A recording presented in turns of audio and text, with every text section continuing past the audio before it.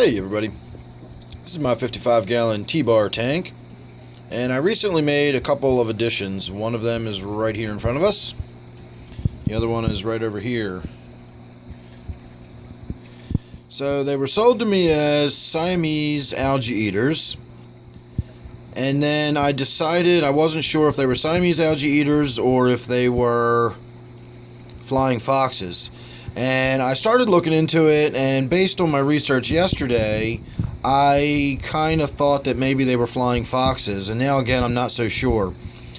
So one of the things that made me believe them to be flying foxes is the flying fox has like a gold stripe right above the black stripe, and the Siamese Algae Eaters do not. They just have the black stripe down their side. It's very clearly defined, and then they have a very even sort of coloration across their back.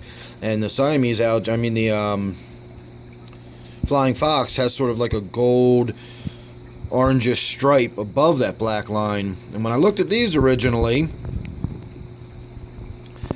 it looks to me like there's a little bit of a line there. I don't know how well it's coming out on camera. They're not sitting still. But that to me looks like it's got a gold band above the black. So I was thinking, alright, that looks more like a Siamese Algae Eater to me.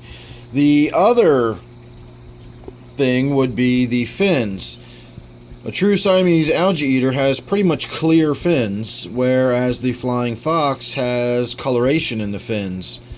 And this one has the fins of a Siamese Algae Eater, but it's still got that sort of gold looking stripe on it. So what am I looking at here? I don't know anymore. Now, one of my viewers did send me a link, and I checked it out. It was an individual that had both the Siamese Algae Eater and the flying fox in the tank, and you were able to see them side by side. And in his case, in the fully mature specimen, the flying fox had a very, very distinct gold line running down its side above that black line. So these are obviously still juvenile.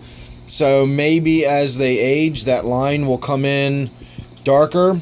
But now that I've seen some examples of other people's, you're always going to get variations within any species. I was looking at pictures online. I didn't really bother looking at any videos or anything. I knew as time went on, we would come to some kind of conclusion. I'd get comments from viewers and so on and so forth. I'm not in any hurry to, positively identify these. There's no race to do it. But it's on my mind. I did watch that video tonight, so I thought I'd come down and we could have another look at it with a little bit of, understanding of which fish is which. So now I'm back to thinking maybe that I've actually got some true Siamese Algae Eaters, which would be really cool. And if I got 4 of them for $12, that's a really good deal.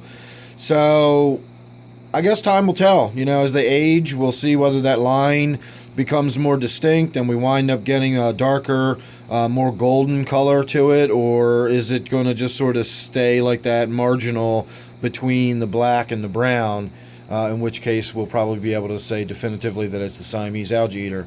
So I don't know, we'll see, but again, right now I'm kind of leaning back towards the Siamese Algae Eater. So stay tuned, make sure you're subscribed, that way you won't miss any of the updates as I go along. And of course, you're certainly welcome to put your 2 cents in down below and give me your opinion about whether you think it's the Siamese or the flying fox. And there's even a third one out there, some sort of false Siamese Algae Eater that again looks very, very similar, but is not the same species as either the flying fox or the Siamese Algae Eater. So we're not really sure what it is. And there is my T-bar, who this tank is named after, so I'm glad he was able to make an appearance. He's an awesome fish. Love him. So there you go, everybody. Make sure you're subscribed. Don't forget, this one is my T-bar tank. Thanks again for watching. I'll see you real soon in the next one.